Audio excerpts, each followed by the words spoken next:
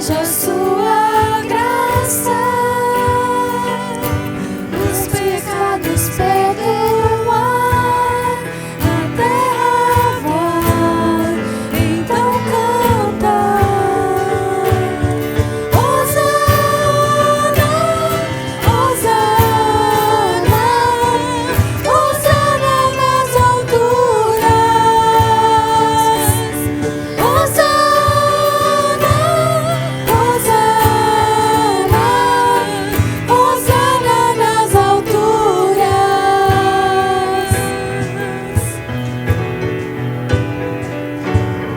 Eu vejo um povo eleito assumindo seu lugar pra sua fé compartilhar. Eu vejo avivamento quando o teu povo orar e te buscar, e te buscar. Hosana, Hosana, Hosana nas alturas. Hosana, Hosana, Hosana nas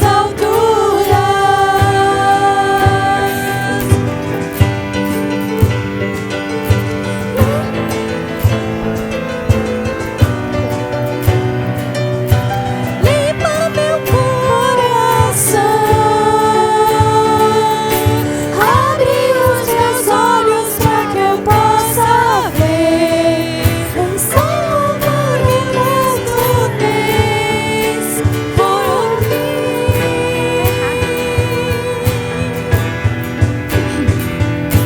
Quero ser igual a ti, tudo o que sou é pra teu louvor, pois contigo vou viver pra sempre.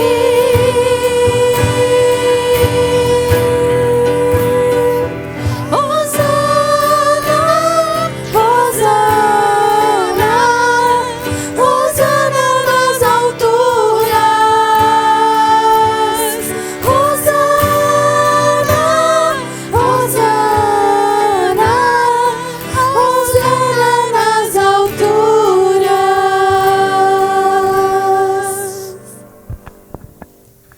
Amados irmãos, postemos em pé, vamos ler a palavra de Deus no convite à adoração, que é o Salmo 100, conhecido como hino de ingresso ao templo, dando exatamente esta noção do começo de um culto, onde adentramos a casa do Senhor com louvores em nossos lábios, onde queremos apresentar verdadeira adoração ao nosso Deus. Vamos proceder à leitura conjunta do Salmo 100. Leamos todos. Celebrai com júbilo ao Senhor todas as terras, servi ao Senhor com alegria, apresentai-vos diante dele com cântico. Sabei que o Senhor é Deus, foi ele quem nos fez e dele somos. Somos o seu povo e rebanho do seu pastoreio. Entrai por suas portas com ações de graças e nos seus átrios com hinos de louvor. Rendei-lhe graças e bendizei-lhe o nome, porque o Senhor é bom, a sua misericórdia dura para sempre e de geração em geração a sua fidelidade. Celebrai com júbilo, com alegria, com prazer, com determinação, e integramos toda a cristandade para apresentar a Deus o seu louvor. Ao Deus Santo, Santo, Santo. Vamos adorá-lo entoando nesse momento o hino de número 11.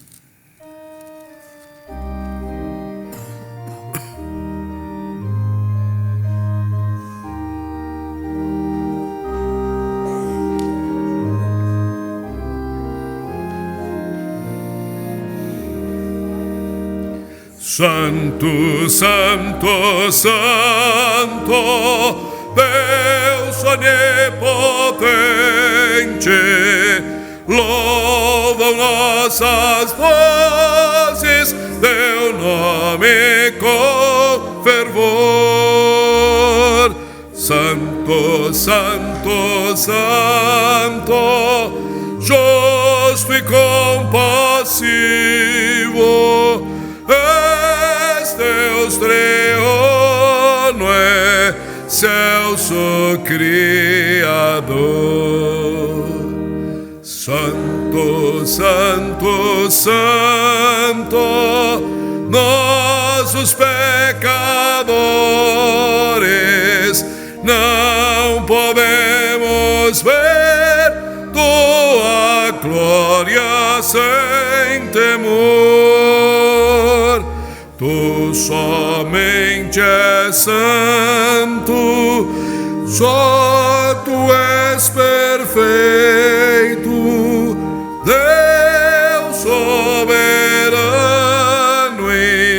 imenso em teu amor. Santo, Santo, Santo, todos os remidos, juntos com os anjos, proclamam teu louvor. Antes de formar-se vivamente a terra, eras e sempre és, e hás de ser, Senhor.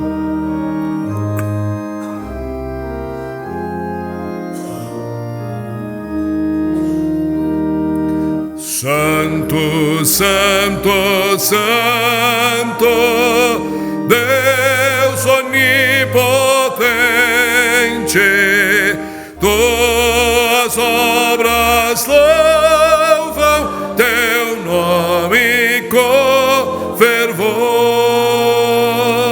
Santo, Santo, Santo, justo e compassivo, Deus soberano, excelso Criador.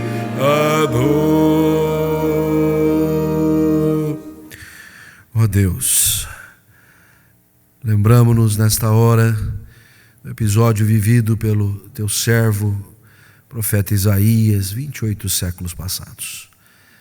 E vivenciamos esta mesma realidade. No templo do Senhor, vislumbramos a tua glória.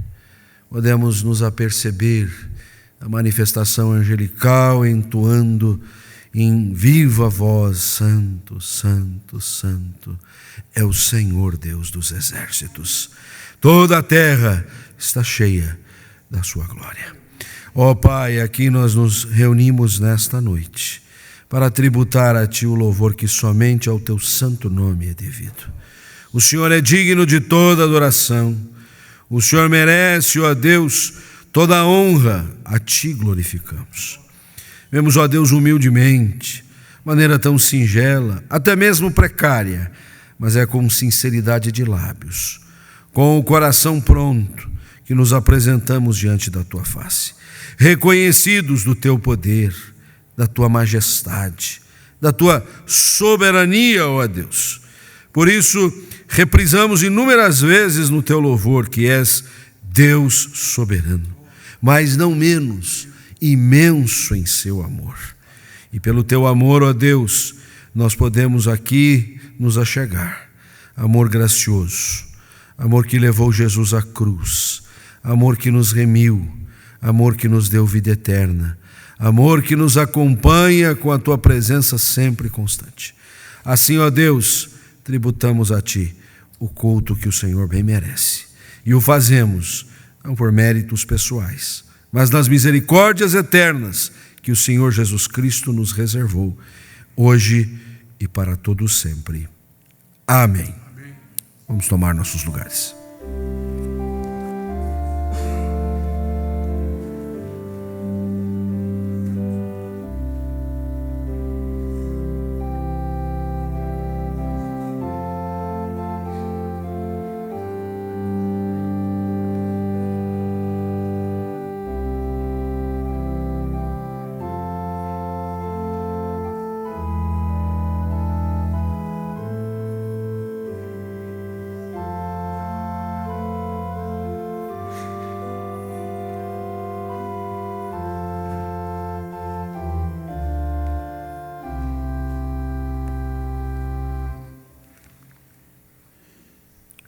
da primeira carta do apóstolo Pedro,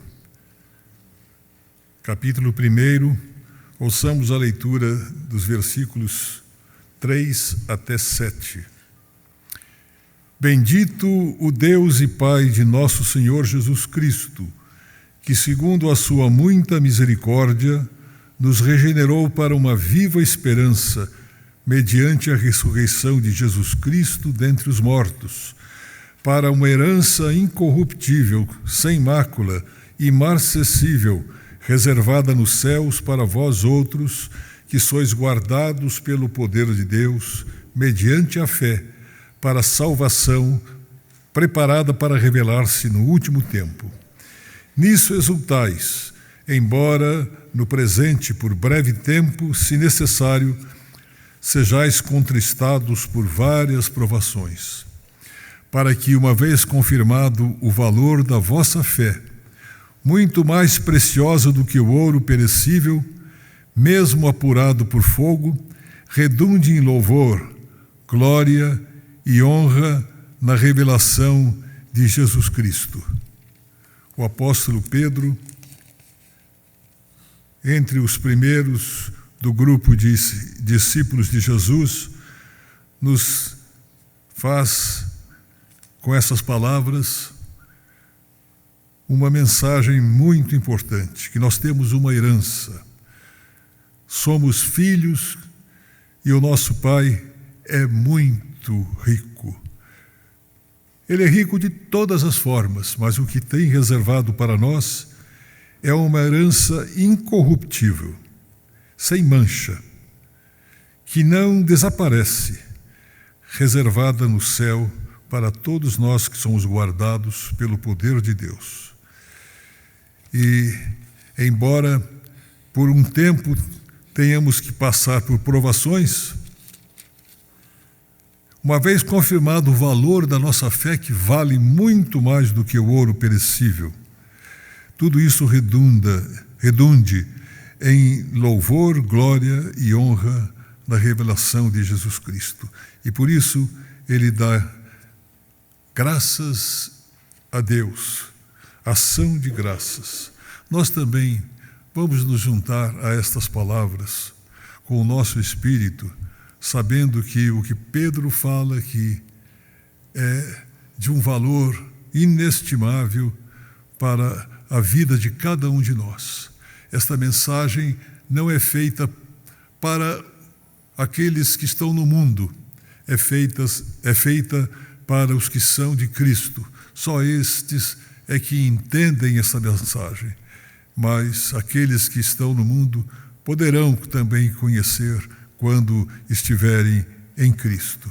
Oremos, cada um colocando-se diante do Senhor nosso Deus.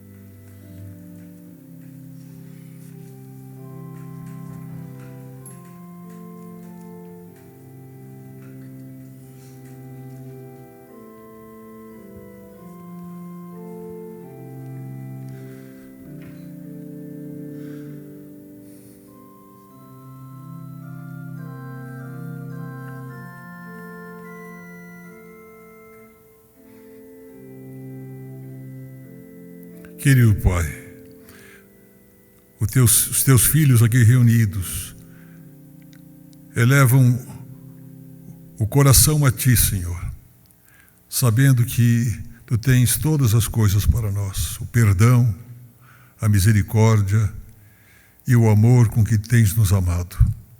Nós te agradecemos, Senhor, porque Tu tens preparado para cada um de nós, para os que amam a vinda do Teu Filho Jesus Cristo, para os que andam com Ele nesta vida, uma herança de imenso valor, Por isso, Senhor, nós estamos na expectativa desta riqueza que tens preparado para nós.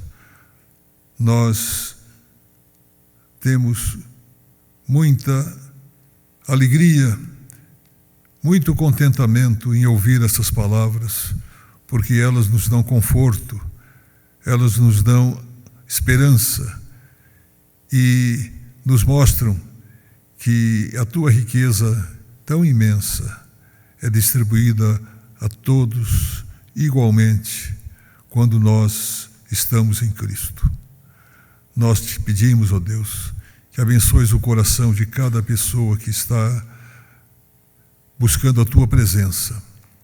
Todos aqueles que estão conosco nesta oração, para que a nossa vida seja confirmada, seja enriquecida pela presença do teu Santo Espírito, confirmada nesta esperança que enche a nossa vida de satisfação, e que nós todos possamos continuar, perseverar, sem qualquer sombra de dúvida ou de desânimo neste caminho que nos foi proposto.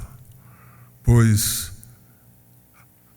apesar das tribulações que possamos atravessar, dos problemas que possam estar nos afligindo, e sabemos que muitos dos teus filhos aqui presentes ou outros que estão nos acompanhando também têm muitos problemas não resolvidos, mas sabem, ó Deus, que tu podes dar a força, o entendimento, a resistência e a coragem para enfrentar os problemas da nossa vida.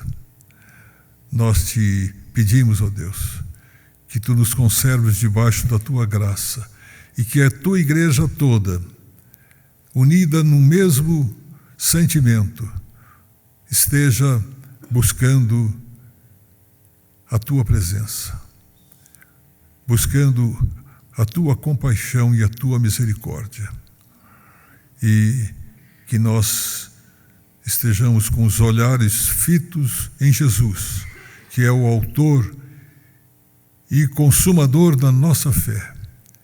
Estamos todos juntos, somos irmãos uns dos outros, porque o Senhor Jesus nos irmanou, e nós queremos juntos falar como Ele nos ensinou, dizendo: Pai nosso que estás nos céus, santificado seja o teu nome. Venha o teu reino, seja feita a tua vontade, assim na terra como nos céus. O pão nosso de cada dia nos dás hoje, e perdoa-nos as nossas dívidas, assim como nós perdoamos aos nossos devedores. E não nos deixes cair em tentação, mas livra-nos do mal, pois teu reino, o poder e a glória para sempre. Amém. Vamos nos colocar em pé para invocar, para dirigir ao Senhor cânticos espirituais.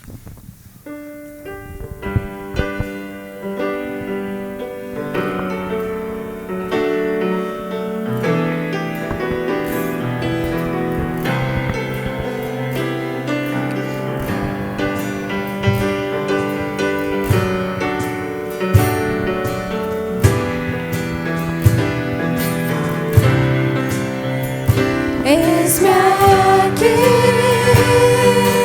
outra vez, diante de ti abro meu coração, eu clamo, tu escutas,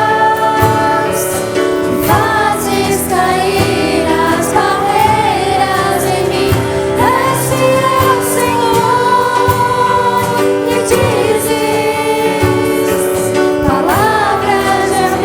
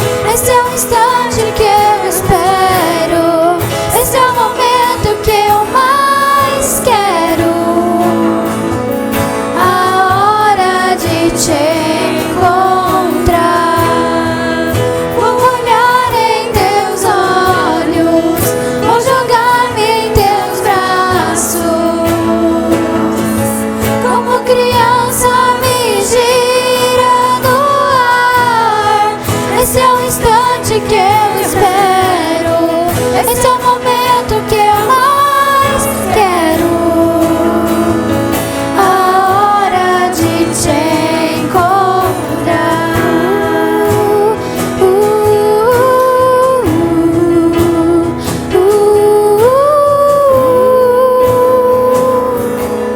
A hora de te encontrar. É bom a Deus encontrar-te. Mas primeiro o Senhor nos encontrou. Nós estamos sendo apenas responsivos, respondendo a tão grande busca. O Senhor não olvidou de nós, mesmo que tenhamos olvidado de Ti. Pelo que aqui, ó Deus, derramamos o nosso coração, derramamos a nossa alma, derramamos o nosso viver diante da Tua face e manifestamos todo o louvor que o Teu nome bem merece em Cristo Jesus. Amém. Vamos tomar nossos lugares. Nós queremos acolher a todos no amor de Cristo, aqueles que nos acompanham também à distância pela internet, todos estão integrados neste espírito de culto a Deus. Queria saudar visitantes e conhecer se tem alguém que está nos visitando pela primeira vez. Se é a primeira vez que você está aqui, fique em pé, os nossos diáconos poderem presentear você que está aqui conosco. Tem gente aqui sim, um casal aqui, um rapaz aqui na frente, Alexandre, isso, mais o senhor ali, outro casal lá atrás, Paulo. Sejam todos muito bem-vindos, obrigado pela disciplina, abençoe. É um prazer muito grande receber todos vocês aqui, voltem outras vezes também. Nós terminamos nesse domingo a nossa conferência jovem, que iniciou-se na última sexta-feira, e de hoje pela manhã estávamos trabalhando com ela. Tivemos a semana anterior as crianças, então nosso mês de julho, as férias do recesso escolar, foi bem agitado. Mas estamos engrenando os motores para o segundo semestre. As pessoas vão chegando às férias e nós vamos retomando todas as atividades. Na quarta-feira temos reunião conjunta dos núcleos familiares para darmos aquele start do segundo semestre. Na outra semana você já vai ter as reuniões de cada um dos grupos. Então venha nesta quarta-feira participar deste evento. No sábado que vem nós teremos o culto da pessoa idosa às 15 horas com Santa Ceia. Esse culto a gente costuma trazer principalmente as pessoas que têm um pouco mais de dificuldade de vir à igreja no domingo, já as pessoas idosas, mas é para toda a igreja, até porque a gente não quer que os nossos mais experientes fiquem servir os demais. Então, no sábado às 15 horas, este nosso querido culto também. As demais atividades estão constando no informativo, você lê com atenção em casa. Vamos abrir a palavra de Deus em Lucas capítulo 17, versos 11 a 19, Lucas 17, 11 a 19. Nós vamos nesse momento, na sequência, apresentar a Deus com gratidão, dízimos e ofertas. E nós queremos fazê-lo com muita alegria e com reconhecimento de que as dadivosas mãos do Senhor nos têm abençoado prolificamente. Esse texto fala exatamente de bênçãos de Deus derramado sobre a vida de algumas pessoas. Nem todos foram gratos. Nós queremos nos inscrever na lista dos agradecidos. Acompanhemos essa leitura. De caminho para Jerusalém, passava Jesus pelo meio de Samaria e da Galiléia. Ao entrar numa aldeia, saíram ao encontro 10 leprosos, que ficaram de longe e lhe gritaram, dizendo: Jesus, mestre, compadece-te de nós. Ao vê-los, disse-lhes Jesus: Ide e mostrai-vos aos sacerdotes. Aconteceu que, indo eles, foram purificados. Um dos 10, vendo que fora curado, voltou, dando glória a Deus em alta voz. E prostrou-se com o rosto em terra aos pés de Jesus, agradecendo-lhe. E este era samaritano. Então Jesus lhe perguntou: não eram 10 os que foram curados? Onde estão os 9? Não houve, porventura, quem voltasse para dar glória a Deus, senão esse estrangeiro? E disse-lhe: levanta-te e vai, a tua fé te salvou. O texto é autoexplicativo, mas eu quero destacar no versículo 15, que aquele que voltou para agradecer, há um detalhe muito interessante da sua reação. O texto diz, vendo que fora curado. Às vezes nós não prestamos atenção no que Deus tem feito na nossa vida, as bênçãos que Ele tem derramado, as curas que Ele tem promovido, o ânimo que Ele tem nos dado, a solução de problemas que não se resolviam e Ele deu o caminho, a luz que está já irradiando diante dos nossos olhos. Nós precisamos prestar mais atenção.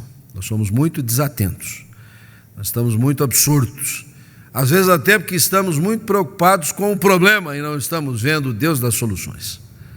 O Deus das soluções é muito maior do que todos os problemas que existem.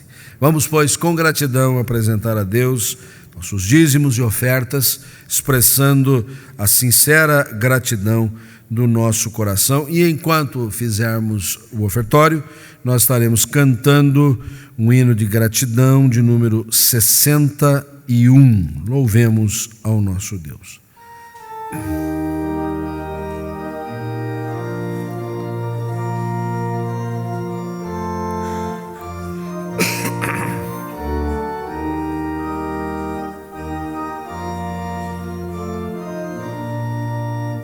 Graças dou por esta vida, pelo bem que revelou. Graças dou pelo futuro e por tudo que passou, pelas bênçãos derramadas, o amor pela aflição, pelas graças reveladas. Graças dou pelo perdão, graças pelo azul celeste e por nuvens que há também, pelas rosas do caminho e os espinhos que elas têm, pelas noites desta vida, pela estrela que brilhou, pela prece respondida e a esperança que falhou.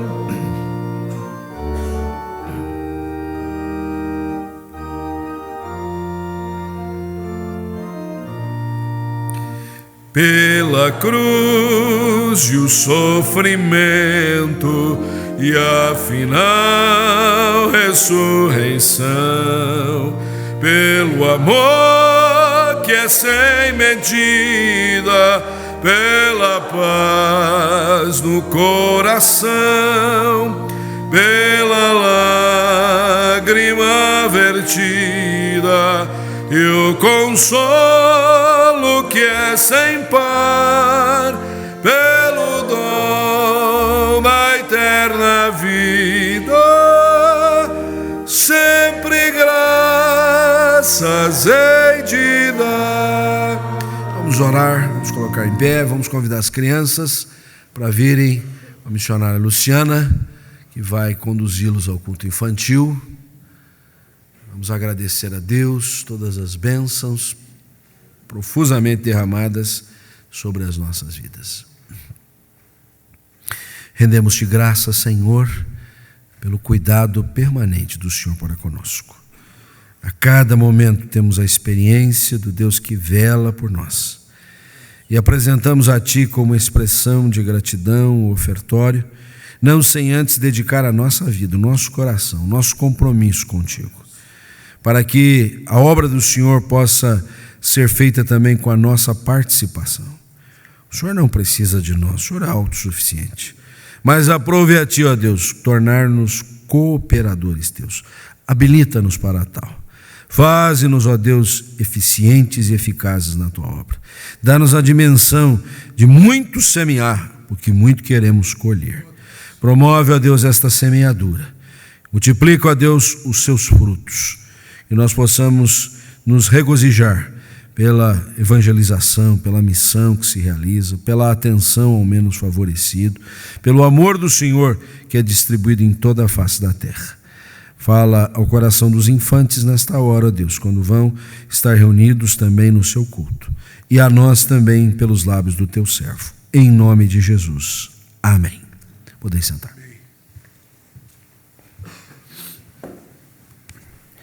Amém, graças a Deus.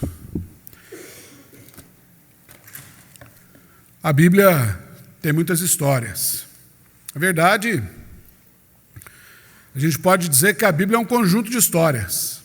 Várias histórias que formam uma história maior, que é a história que o Senhor está escrevendo através da vida de tanta gente, inclusive a minha e a sua.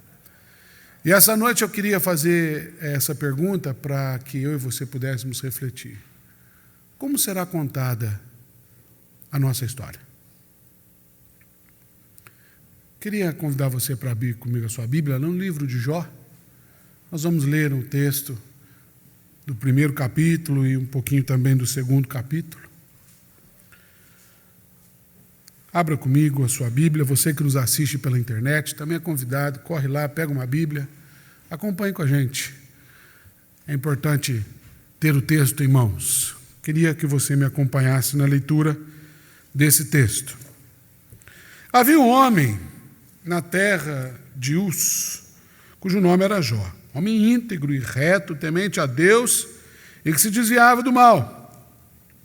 Nasceram-lhe 7 filhos e 3 filhas. Possuía 7.000 ovelhas, 3.000 camelos, 500 juntas de bois, 500 jumentas.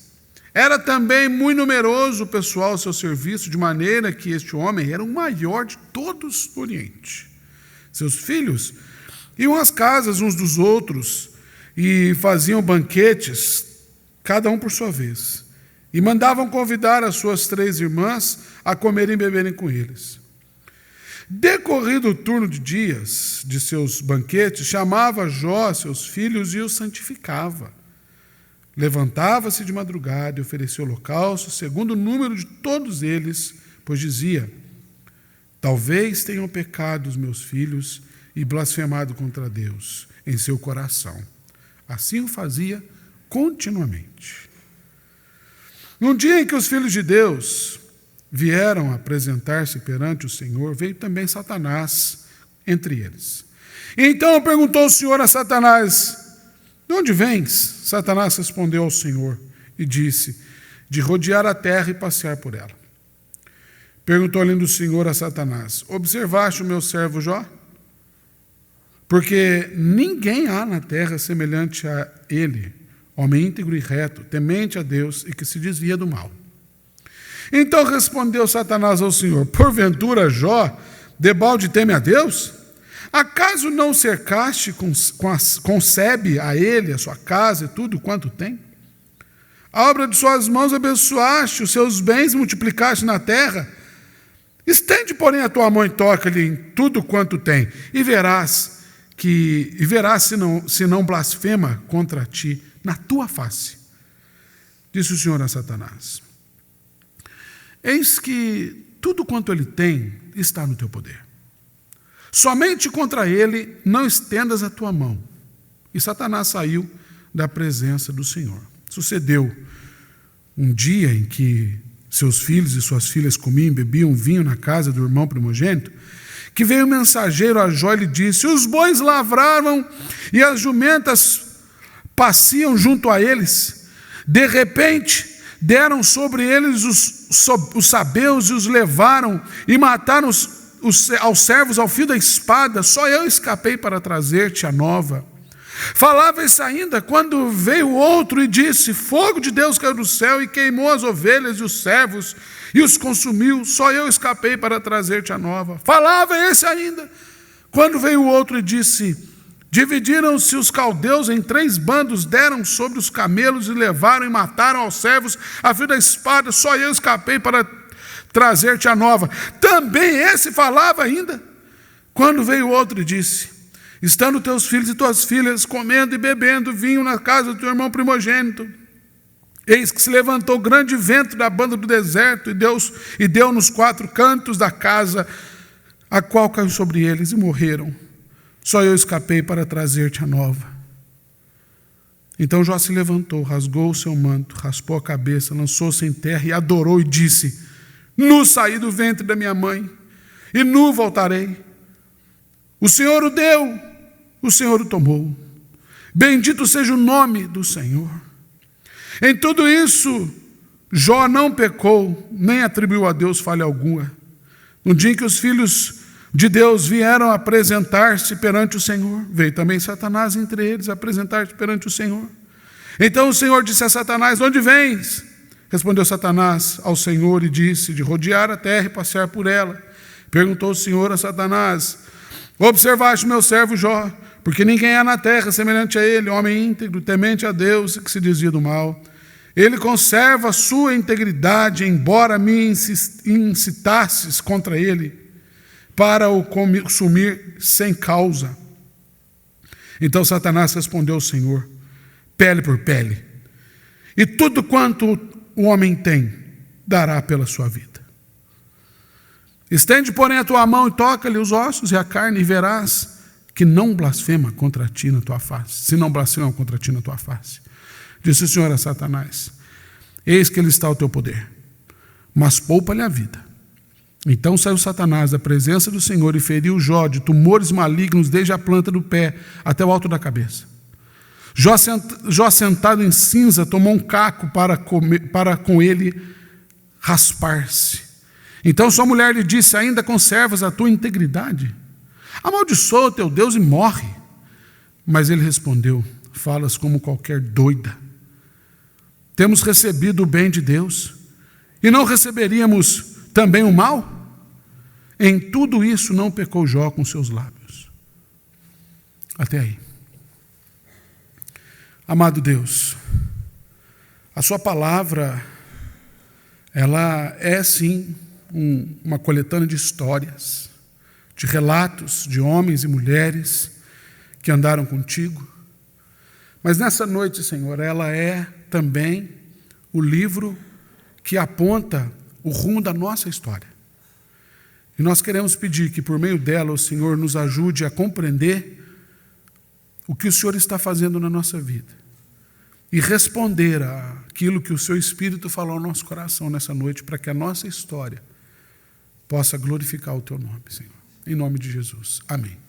Como será contada a sua história? Aprendendo com a história de Jó. Pois bem, eu disse no começo que a Bíblia é um livro de histórias. E de fato é. Muita gente por aí conhece a Bíblia. Existem inclusive algumas histórias, como a do próprio Jó, que é conhecido pela sua paciência. Minha mãe falava isso desde quando eu era criança. Falava: meu Deus, me dá paciência de Jó com esse menino. Até hoje ela ainda fala, mas... Enfim, a gente conhece vários personagens. Abraão, o próprio Jesus Cristo. Quantas pessoas conhecem as histórias que a Bíblia conta de Jesus?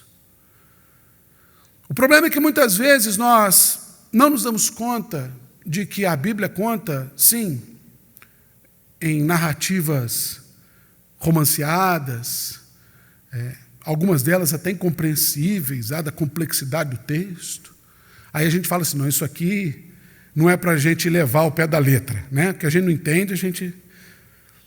Mas a gente esquece que a Bíblia é um livro de histórias reais.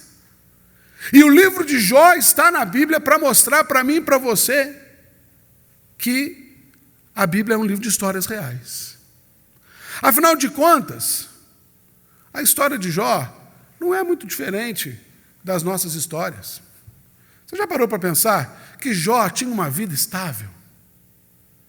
Como a vida da maioria de nós que aqui está essa noite. Por exemplo, saí de casa, minha esposa e minha filha ficaram em casa. Deixei as duas muito bem, confortavelmente, comida na geladeira, cobertor quentinho para aquecer, roupa limpa, as duas alegres. E falei: papai está indo para o culto. Tá bom, filha? Tá bom, pai. Beijo. Tchau, amor. Beijo, tchau. Estável, tranquilo. Jó tinha uma vida assim. Como é que está a sua vida? Está tudo bem com você? Jó tinha um bom trabalho. A Bíblia diz, aliás, que ele era possuidor de muitas coisas. O texto diz que ele era tido como o maior de todos no Oriente. Jó tinha uma família feliz. Coisa que é sonho de consumo para nós que somos pais. Os filhos, além de serem abençoados, eles se davam muito bem entre si. Como é bom isso. Quando eu vou para Minas Gerais visitar minha família, a gente junta todo mundo numa rodinha com 2 ou 3 violões. Isso acontece uma vez por ano. E a minha mãe sempre diz, como é bom ver vocês todos juntos. Talvez essa também seja a sua experiência uma vez por ano. Jó tinha uma religião e levava a sua religião muito a sério. O texto diz que Jó sacrificava todos os dias pelos seus filhos. Não entenda aqui como um homem se sacrificando, mas um homem que levava a sério a fé que tinha. Um homem que se preocupava com a espiritualidade. O texto diz que ele fazia isso pensando assim, vai que os meus filhos estão se desviando, vai que está acontecendo alguma coisa. Tenha esse texto por compreendido como um homem de intercessão. Um homem que orava pelos seus filhos. Uma vida estável, tranquila, feliz. Mas os teólogos mais preocupados vão dizer assim, não, mas espera aí, pastor, Jó não é um livro literal. Aliás, a história de Jó começa, havia um homem. É fato. Cultura bíblica, teologia vai dizer que muito provavelmente a história de Jó não é que ela não tenha sido real, mas a história de Jó que está narrada aqui era uma história que os hebreus contavam uns para os outros como exemplo de um homem íntegro. Não necessariamente exatamente como aqui está, mas a história de um homem conhecido por toda a cultura hebraica como um homem íntegro, um homem reto, um homem justo, um homem abençoado, um modelo de vida. Ezequiel, no capítulo 14, ele menciona Jó junto com Daniel e com Noé 2 vezes. 3 vezes, melhor dizendo. Ele está trazendo uma sentença para aquele povo e ele fala assim, nem mesmo se tivesse, olha o trio que ele coloca, Noé, Daniel e Jó juntos, eu livraria os 3 e executaria a sentença. Ou seja, eles são incluídos como um modelo de integridade, de seriedade, de fé. Mas é uma história. Como a minha e a sua. Essa narrativa, tirando a narrativa, se a gente tirar a narrativa do encontro dos filhos de Deus, entenda aqui os seres celestiais, se a gente lê aquilo que é simplesmente história de Jó, a gente vai ver a nossa história. A Bíblia diz que estava tudo bem e de repente acontece algo terrível na casa desse homem. Eu não sei se você consegue visualizar essa cena. Jó na sua casa, tranquilo, de repente entra um servo apavorado. Jó, pelo amor de Deus, aconteceu uma tragédia. Os bois morreram tudo. Ele nem acabava de falar, o outro entra pela outra porta. Jó, meu Deus do céu, os camelos morreram tudo, jumenta. Ele nem acabou de falar, entra o outro, e vem um atrás do outro, é aquela loucura, até que chega um e traz a tragédia maior. Jó, seus filhos, Jó. Eu fico imaginando o Jó assim. E a mulher do Jó, né? Mas o Jó teve uma reação que me confronta. O Jó, quando ele recebe todas essas notícias, e a gente tem histórias entre nós, de gente que recebe 1 ou 2 notícias trágicas e não aguenta, né? Coração não aguenta, cabeça não aguenta, a pessoa infarta. Quantas histórias a gente tem assim? Mas ele recebe tudo isso e ele faz algo incrível. Jó se prostra. E a expressão que o texto traz para nós aqui, no versículo 20, é que o Jó adora a Deus. Meus irmãos, minhas irmãs, nós precisamos observar a nossa história, mas antes a gente precisa observar o que é verdadeiramente adorar a Deus. Porque nós vivemos dias, e a gente conversou muito sobre isso aqui na Conferência Jovem,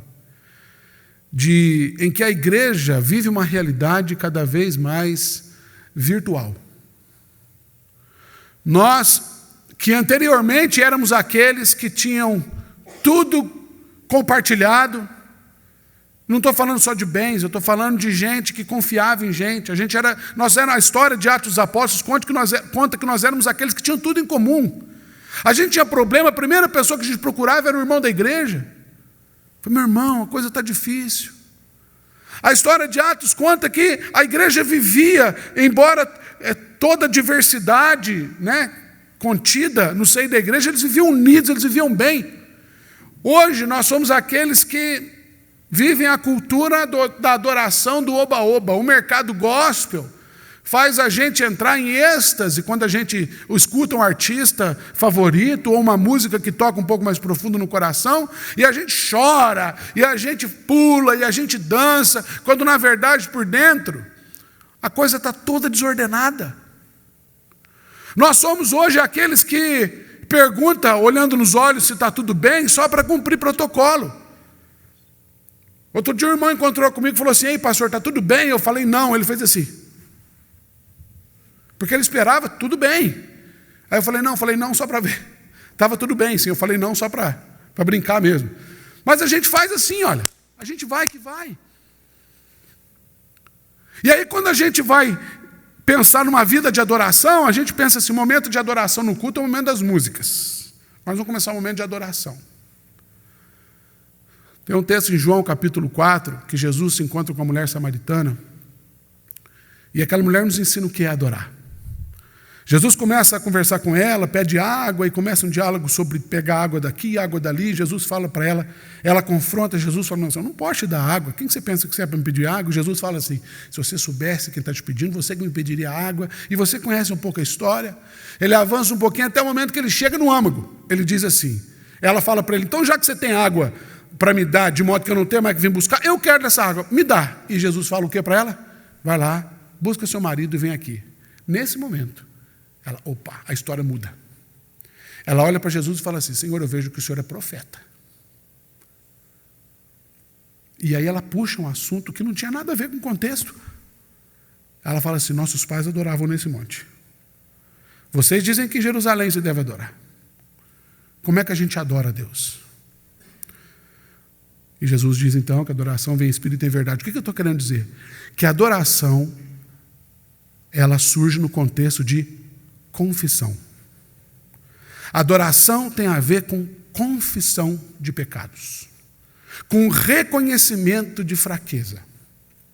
A adoração tem a ver com quebrantamento. Aliás, Davi escreve no Salmo 51 que sacrifícios agradáveis a Deus é justamente isso.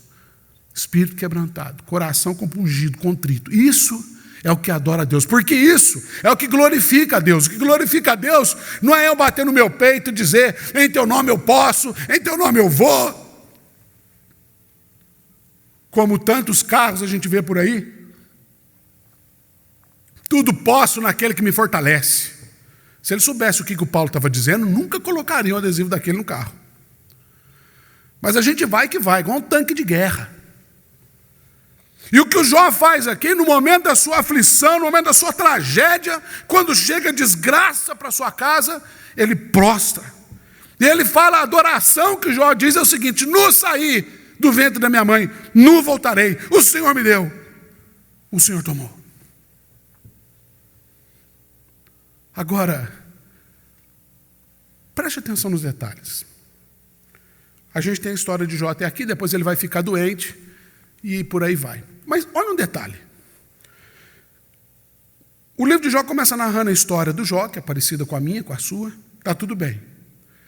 E, curiosamente, o autor desse livro, que é desconhecido, ele, no versículo 6, ele puxa um assunto paralelo.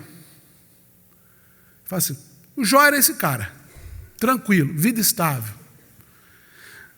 Um belo dia, Satanás, como diz aqui no Paraná, que eu já descobri o que significa isso melhor do que eu imaginava. Satanás estava de varde. Sabe o que é de varde, não? É um termo daqui do Paraná, né? À toa, né? Eu até achei que fosse de vardiagem, mas eu descobri que é uma declinação do debalde. Aí ficou de varde. Para mim faz todo sentido, que mineiro de varde, à toa, é tudo a mesma coisa. Satanás de varde, como ele sempre faz. Aliás, ele está de varde 2 vezes aqui no texto. Bem diz o dito bíblico: mente vazia, oficina do capeta. Satanás de varde, como todos os outros, apresenta seu relatório na presença do Senhor. E aí acontece uma coisa curiosa. O Jó não tinha nada a ver com a história. Quem é que pôs o Jó na encrenca? Foi Deus.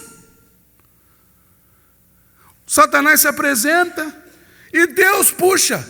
Ô, Satanás, você viu meu servo Jó? Que modelo, Satanás? A propósito, até eu que sou mais bobo, olha a vida dele. Note, a vida de Jó estava tranquila, estável. E quem foi que pôs Jó na fogueira? O próprio Deus. O que eu estou querendo dizer para mim e para você aqui nessa noite, queridos, é que tudo o que acontece na nossa vida vem de Deus. Ah, pastor, e as consequências? Sim, as consequências dos nossos erros têm a ver com a justiça de Deus. Tudo o que acontece no céu, na terra e debaixo da terra só acontece pela vontade soberana ou permissiva, entenda você do jeito que quiser, de Deus.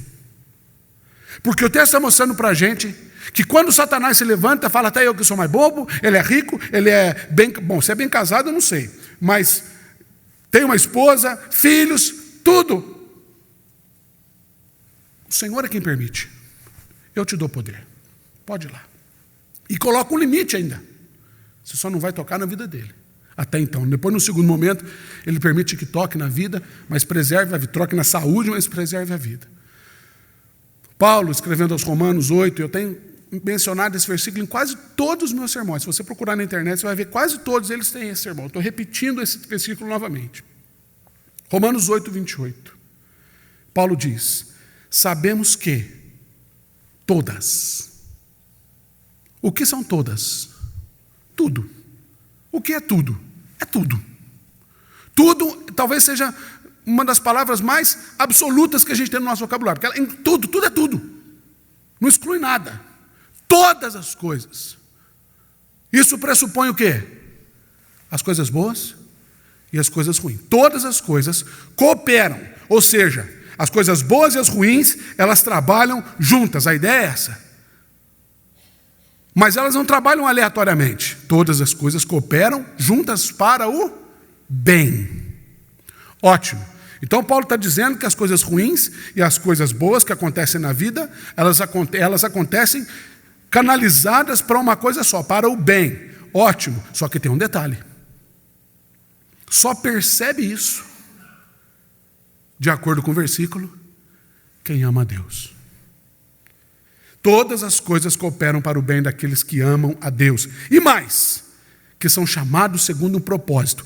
Esse é o resumo da história do Jó. Paulo conseguiu sintetizar todo o livro de Jó em um único versículo.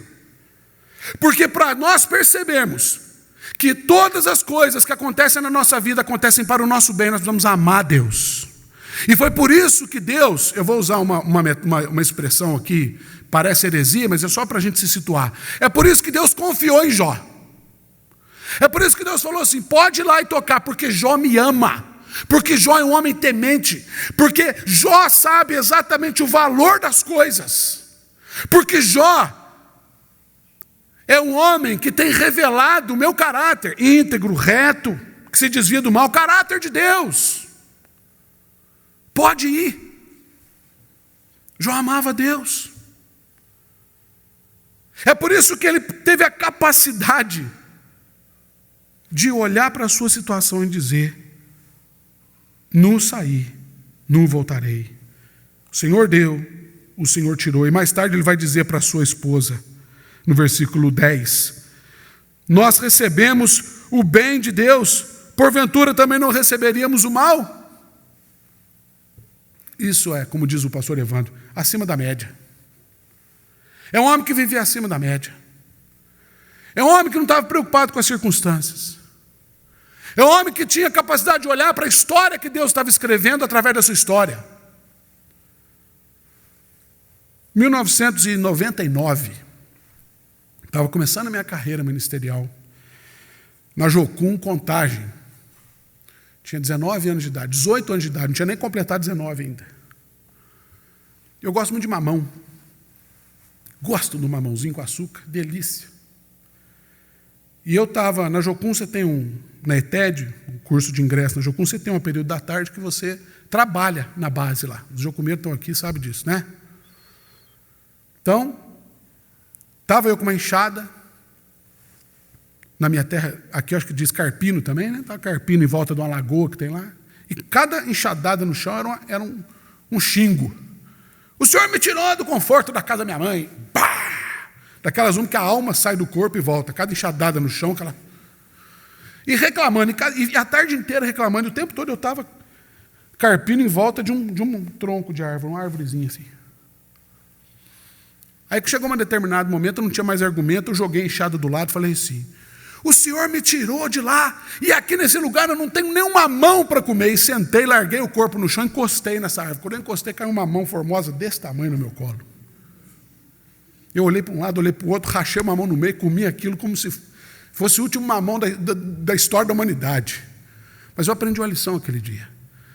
Se eu estivesse trabalhando, olhando para cima, eu teria reclamado menos e eu já teria comido mamão há muito tempo.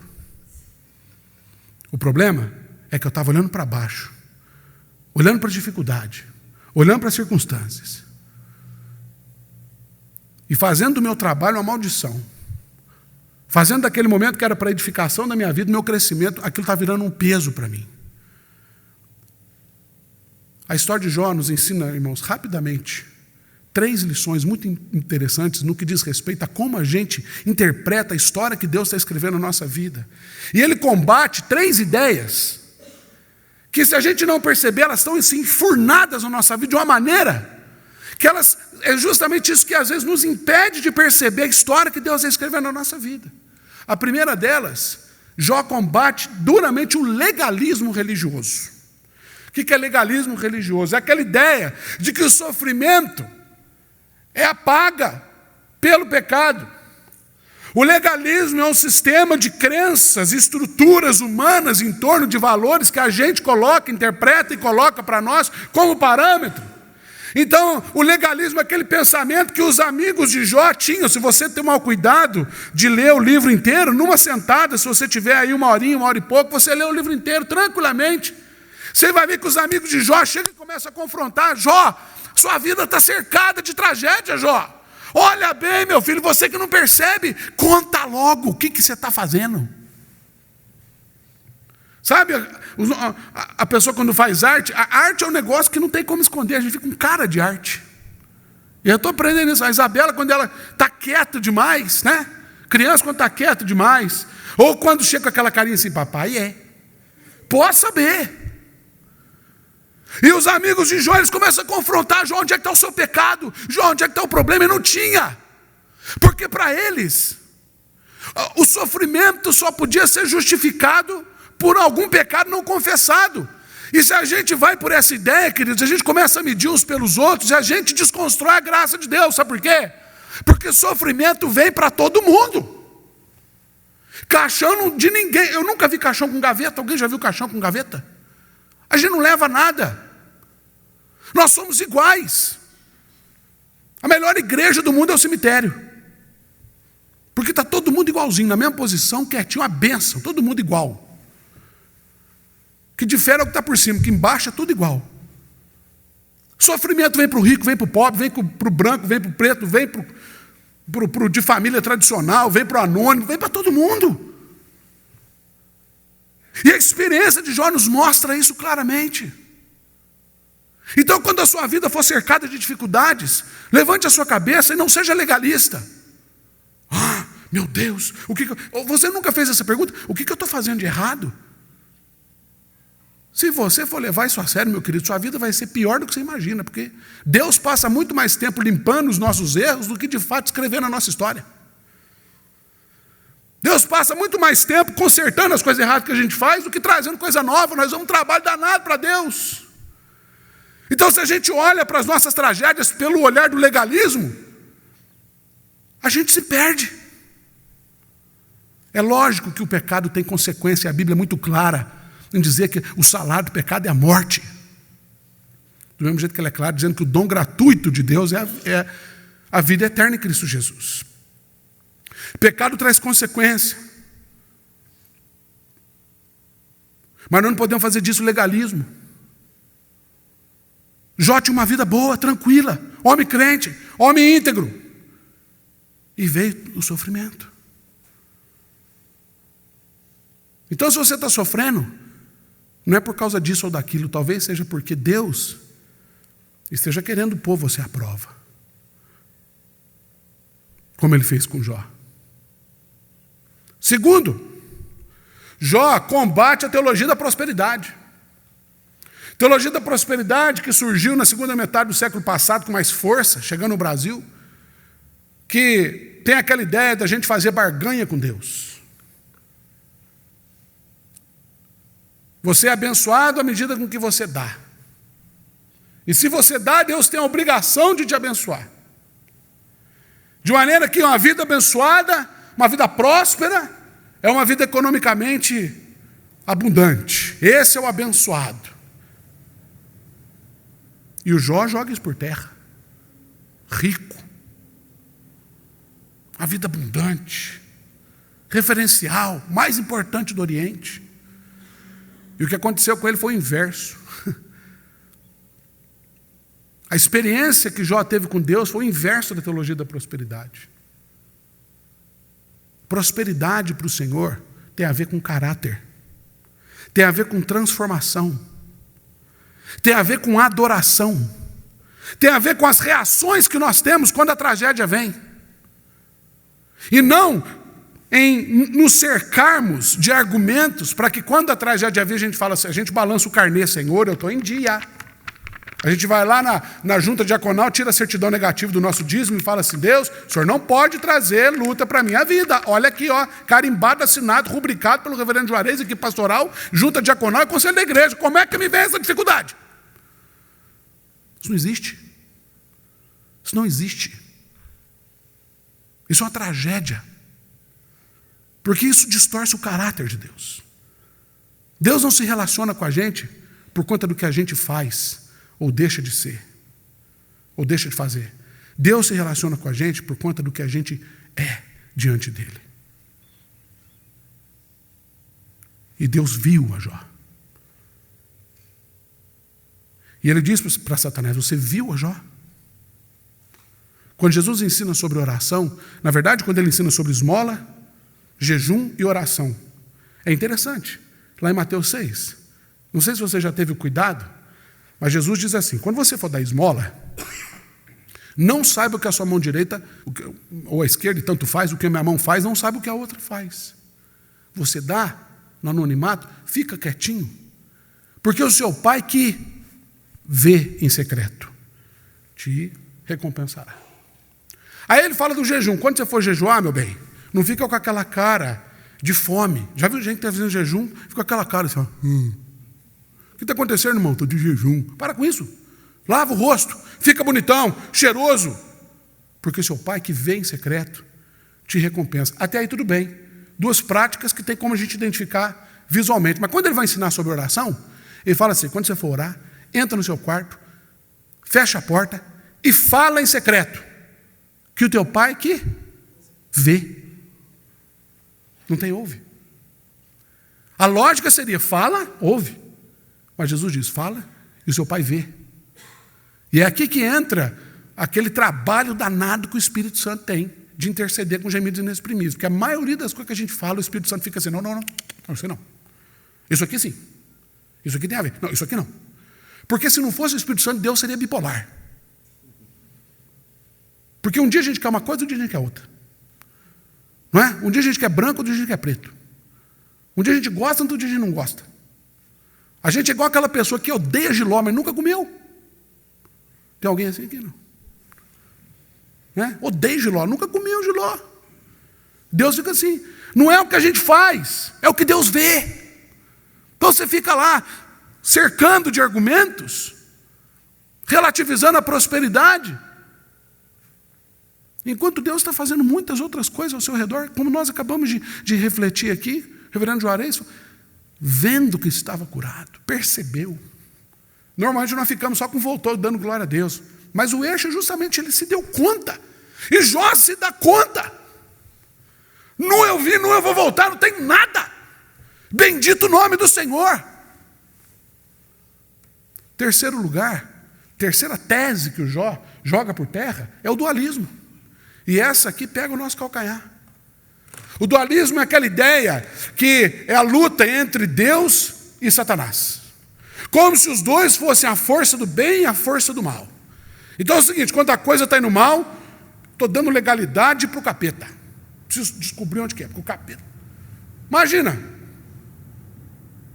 Ou então quando a coisa está indo bem, estou indo abençoado. Aí eu estou do lado de cá. É igual o mercado da bola. Né? O sujeito, num ano, ele joga por todos os times. Imagina esse cara, quando alguém... Que time você torce? Não dá, entra em crise. Tem muito crente em crise porque vive um dualismo danado. Quando é abençoado, está com Deus. Quando é amaldiçoado, está com Satanás. E fica naquela ideia. Mas o texto nos mostra que Satanás se submete a Deus. Satanás não é inimigo de Deus, nunca foi, nunca será. Deus não tem inimigo. Não tem dualismo na dificuldade. Tem prova. Tem provação. Capítulo 5 de Romanos é um texto clássico que diz isso. Porque aquele que entende que tudo vem de Deus, como Jó fala aqui para a esposa dele, o Senhor tem nos dado tanta coisa boa, por que Ele não daria o mal? Por quê? Por que a gente tem que pensar que Deus, tudo que Deus faz tem que ser do meu jeito? A gente nem tem ideia do que é mal. Você já parou para pensar para aquilo que é parâmetro de mal para você? Por exemplo, uma coisa ruim para mim é aquela semana curitibana que é cinza, de segunda a sexta, cinza, chovendo, aquele negócio esquisito, chove, não molha. Para quem foi criado na roça, olhando para o sol, olhando a hora pela sombra, isso é terrível. Mas tem curitibano que adora, ai que bênção, uma semana sem chover. É bom ou é ruim? Tanto faz. A gente não mede por essas coisas. Não tem como medir. Satanás vai e ele recebe ordens de Deus. Ele obedece à voz de Deus. Então, quando as coisas vêm para nós precisamos entender por esse viés. Porque foi isso que fez com que Jó, lá no capítulo 19, versículo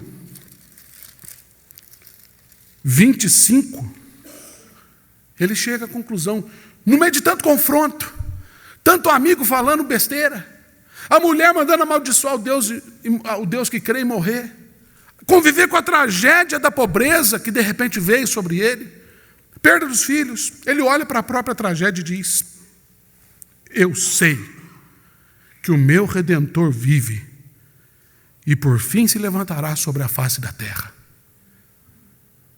Mais para frente, Jó vai trazer uma expressão linda que virou uma música da Igreja Batista da Lagoinha. Ele diz, porque eu sei que há esperança para a árvore. Ainda que no chão de velho o seu tronco venha morrer, ao cheiro das águas brotará como planta nova. E crescerá, voltará a dar flores e frutos. Essa era a perspectiva que o Jó tinha. É por isso que lá no finalzinho do livro, ele vai dizer aquela clássica expressão, que também virou uma canção linda, que eu não lembro quem é o autor, que diz, antes eu te conhecia, de ouvir falar, mas agora de contigo andar. Porque essas coisas que Deus faz, queridos, a gente percebe, sabe como? Ao longo da história. É um dia após o outro. É vivendo exatamente os fatos que nos cercam, procurando entender o que o Senhor tem através disso para me ensinar. E não cercando de argumentos, falando, Deus, o que está acontecendo? Meu Deus, meu Pai, tudo virado, como dizem em Ponta Grossa, virado no Guedes. Está tudo para o avesso. Não está nada para o avesso. Todas as coisas cooperam para o bem dos que amam a Deus. E a conclusão dessa experiência de Jó foi essa. Se Jó já tinha um caráter suficiente para que Deus olhasse e falasse, esse homem pode ser provado quando tudo estava bem, o próprio Jó, no final, depois da tragédia, quando ele é restituído, ele fala assim, eu conheci o Senhor só de ouvir falar. Se eu conhecesse Jó só de ouvir falar, para viver o que Jó viveu, imagina quando Jó disse, agora os meus olhos te veem. Mas só pode ver o Senhor aquele que percebe as mãos de Deus, como nós cantamos o velho hino, cantamos hoje de manhã, as tuas mãos é que dirigem o meu destino. É só quem tem essa compreensão de que a nossa vida está nas mãos do Senhor. E que nós vivemos para que o Senhor escreva a história através da nossa vida. É para isso que Ele te dá vida. Hoje nós tivemos um sermão maravilhoso, o reverendo Evandro aqui, hoje pela manhã. Quando ele trouxe para nós aquela ideia, como é que você conta a sua vida? E tem gente contando a história com velhinho em cima de bolo. Tem gente que comemora aniversário. Assim, o que é isso, gente? A vida é muito mais do que isso. A gente precisa medir a nossa vida por aquilo que Deus faz na nossa vida. É por isso que quando a gente vai fazer uma visita no hospital, a gente sai de lá constrangido. A gente vai para consolar e sai consolado. Porque a gente entra em contato com a realidade da vida. E nós, como cristãos, às vezes nós nos cercamos de um cristianismo que não existe. É virtual, é patético. Esquecemos que o sofrimento é o que revela o amor de Deus na cruz por nós. E que o próprio Cristo falou que nesse mundo nós passamos por aflições. É por isso que o apóstolo Paulo, entendendo tudo isso, ele vai trazer um mandamento para nós. Porque todo imperativo na Bíblia é mandamento. Ele diz, não murmureis. E nós somos uma geração de murmuradores. Não podemos viver nenhuma tragédia que a gente já fica apavorado. Que cristianismo é esse? Que fé é essa? Baseado em legalismo barato, prosperidade equivocada, dualidade espiritual, emocional. Então nem se fale, para não entrar no campo da filosofia. Nós vamos entender que a nossa história é escrita por Deus. E um dia, queridos, assim como a história de Jó, alguém vai contar a nossa história. Um dia alguém vai olhar para trás e falar assim, eu andei com um homem que andou com Deus. Eles não vão se lembrar das lamentações das tragédias, mas vão se lembrar dos ensinamentos que a gente aprende no meio das tragédias. Como é que você quer ser lembrado? Como é que os outros vão contar a sua história? Havia um homem na terra de Uz. Será que eles vão se lembrar que havia um homem de Passa Quatro? Sul de Minas? Cidadezinha desse tamanho aqui? Não sabe nem falar direito. Quando eu olho para a minha história, eu fico constrangido. Porque eu sei de onde eu vim. E eu só tenho 34 anos. E quando eu leio esse texto, quando eu prego essa palavra para mim, eu falo, Deus, quantas coisas o Senhor pode fazer na minha vida? Quantas coisas o Senhor pode fazer através da minha vida? Olha até onde o Senhor me trouxe. Qualquer semelhança com a história de Davi, que sai de trás das ovelhas, é mera coincidência. O Senhor tem feito grandes coisas na minha vida. Olhe para a sua vida. Isso independe da sua faixa etária. Olhe para a sua vida. Josué, quando entra na terra prometida, ele tem 80 anos, ele está velho, e ele fala assim, eu tenho vigor, eu vou lutar por aquilo que Deus me deu. Ele estava cansado, mas ele sabia das promessas de Deus, e ele falou, eu vou com vigor de adolescente. E ele conquista. Porque os seus olhos estavam no Senhor. E a história dele também é contada na Bíblia. Como é que vão contar a sua história? A minha oração é para que a nossa história possa ser contada assim. Havia uma pessoa da cidade tal que temeu a Deus, que viveu das piores tragédias, Mas no final, eu aprendi com ela que o meu Redentor vive. Através das tragédias que eu vi aquela pessoa vivendo, eu também vi a mão de Deus. Que o Senhor nos ajude a perceber essas maravilhas que Ele tem feito na nossa vida por meio das nossas tragédias. Em nome de Jesus. Quero convidar você a ficar de pé, nós vamos cantar o hino 288. Sou forasteiro aqui, em terra estranha estou. Curiosamente, esse hino que está na liturgia dialoga diretamente com aquilo que a gente ouviu aqui. Curiosamente, para não dizer que tudo é mão de Deus conduzindo cada rito desse culto. Vamos cantar juntos esse hino.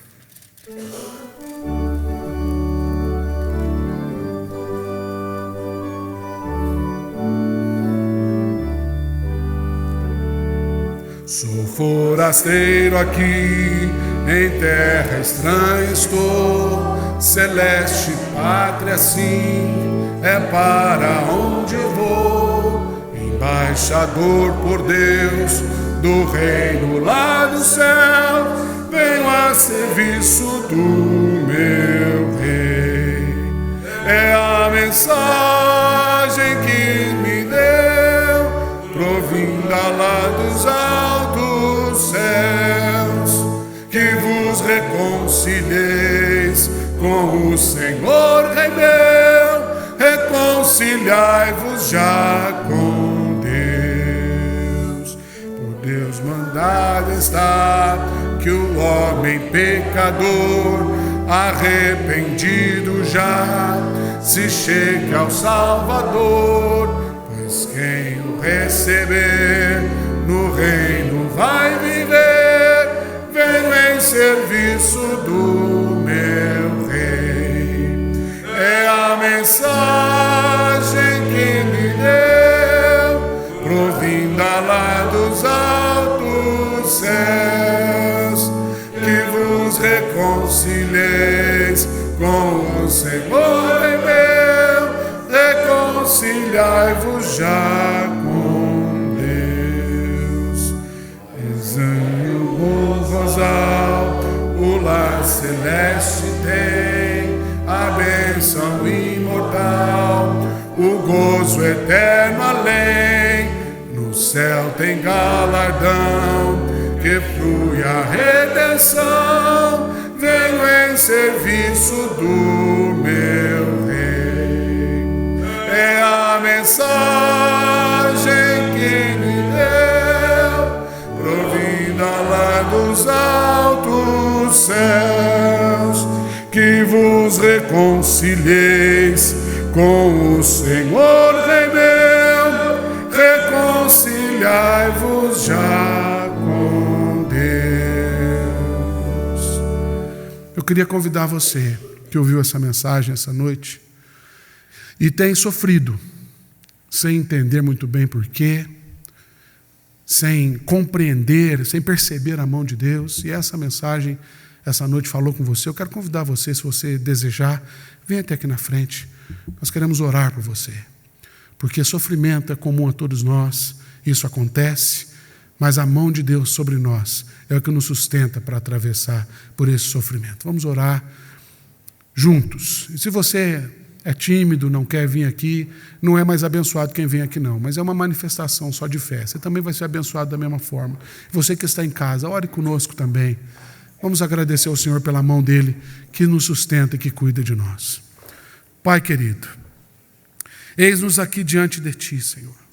Tua presença é real neste lugar, ó Deus. E o Teu Espírito fala conosco. Nós Te adoramos, ó Deus, por isso. Porque o Senhor é aquele que abre os nossos ouvidos, o nosso coração e a nossa mente para ouvir a Tua palavra. Nós não temos condições próprias de perceber a Tua mão sobre nós e nem a história que o Senhor está escrevendo. Mas nessa noite, o Senhor nos trouxe uma palavra que nos desafia, Senhor, a avançar, crendo que o nosso Redentor está vivo e ressurreto, presente, vivo no meio da igreja. E é por conta disso que nós Te buscamos a Tua presença, buscamos a Tua força. Ó Pai, Derrama da tua força, Senhor, da tua graça, da tua provisão, da sabedoria, Senhor, para cada um de nós, para cada um que aqui está, Senhor. Fortalece, ó Deus, aqueles que estão perdidos, sem compreender o porquê dos sofrimentos. Revela os teus propósitos, ó Deus. Coloque em volta dessas pessoas servos teus, ó Deus, que venham trazer consolo, que venham estender o braço amigo, porque é na nossa comunhão que o Senhor se manifesta. Onde estão 2 ou 3 reunidos no teu nome, o Senhor se manifesta. Pai, em nome de Jesus, ensina-nos com a história de Jó, para que possamos alcançar coração sábio, para que possamos olhar para a nossa história e entender que nada foge ao seu controle, ó Deus. Em nome de Jesus, Pai, derrama graça, derrama perseverança, Senhor. Gera experiência, gera esperança nos corações que estão quebrantados na Tua presença aqui essa noite, Pai. Em nome de Jesus. Que a graça maravilhosa do Senhor, o amor infinito de Deus, o nosso Pai, e as consolações do Santo Espírito de Deus repouse sobre cada um de vós. Sobre vós permaneça até o dia que pessoalmente eu e você juntos estaremos diante dEle. Amém. Ao que está sentado no trono e ao Cordeiro seja o louvor e a honra e a glória e o domínio pelos séculos dos séculos. Amém.